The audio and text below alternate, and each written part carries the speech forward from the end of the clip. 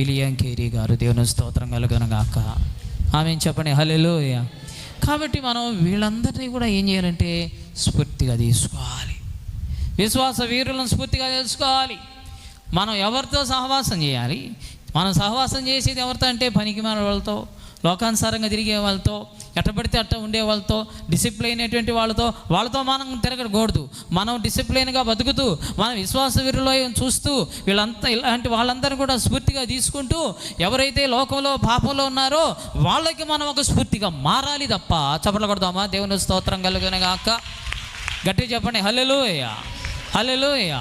అట్లా ఉంటే నువ్వేం చేయగలుగుతావంటే గమ్యం చేరగలుగుతావు.